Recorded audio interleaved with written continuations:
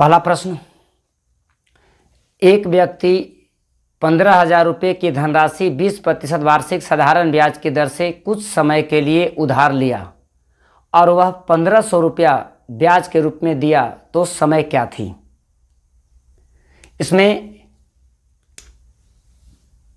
मूलधन दिया गया है मेरे भाई 15,000 रुपया। इसमें साधारण ब्याज जो प्राप्त हो रहा है वो 1,500 रुपया। समय जो दिया, इसमें दर दी गई है, रेट ऑफ इंटरेस्ट जो आपका है 20% पर एनम है। इसमें समय को ज्ञात करना है।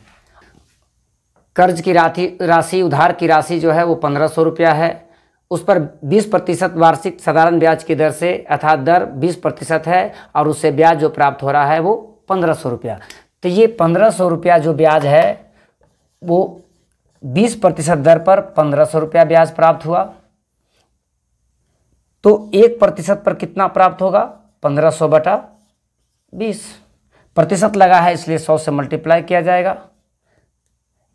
ये जो ब्याज की राशि प्राप्त हो रहा है वो 15,000 पर प्राप्त हो रहा है, इसलिए 15,000 रुपया जितना भी उधार की राशि है उससे डिवाइड करेंगे। तो ये 2 0 से 2 0, 1 0 से 1 0, 15 से 15 कैंसिल हो गया, 10 से कम 10 और 10 दूना 20, अर्थात 1/2 वर्ष इसका समय हो गया मेरा। ये हो गया इसका आंसर। सेकंड क्वेश्चन, कितने समय बाद 20,000 रुपये की राशि 10% वार्षिक साधारण ब्याज की दर से कुल 25,000 रुपया हो जाएगा? कितने समय बाद, अर्थात इसमें समय को ज्ञात करना है। तो इसमें मूलधन जो दिया गया है वो 20,000 रुपया है। कितने समय के बाद 10% वार्षिक ब्याज की दर से टोटल, अर्थात मिश्रधन के रूप में प्राप्त हो रहा है, उसे अमाउंट के रूप में प्राप्त हो रहा है 25,000 रुपया। तो 20,000 रुपया उधार ली गई थी, 25,000 रुपया उसे कुल प्राप्त हुआ। दर जो दिया गया है वो 10% है। तो समय ज्ञात करना है। तो समय कितने वर्ष की थी, अर्थात ये 20,000 रुपया 25,000 रुपया में बदल जा रहा है। इसका मतलब दोनों के बीच का जो अंतर है वो ब्याज, तो इसे साधारण ब्याज के रूप में कितना प्राप्त हुआ? तो 5,000 रुपया प्राप्त हुआ।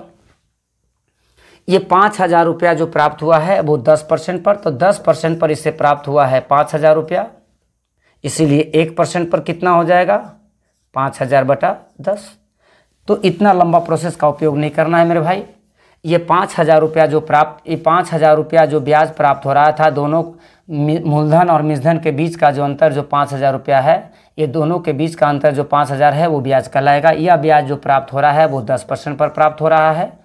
तो जब प्रतिशत लगा है तो इसको 100 से गुना करेंगे और जितना उधार की राशि थी उसे डिवाइड किया जाएगा। अब ये आपका हो गया 4 टाइम्स, ये आपका हो गया ये 5 और ये 2 बराबर 5/2। तो 5/2 वर्ष अर्थात 2.5 वर्ष इसका आंसर हो गया।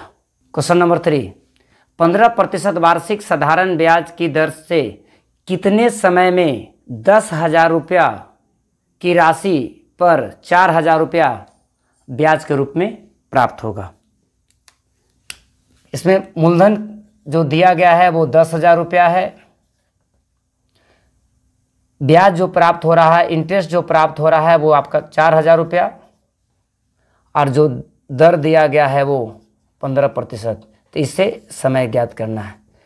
तो उसी कॉन्सेप्ट का इस्तेमाल करते हुए मेरे भाई इस प्रश्न का उत्तर आप कमेंट बॉक्स में देंगे। इसका आंसर क्या होगा?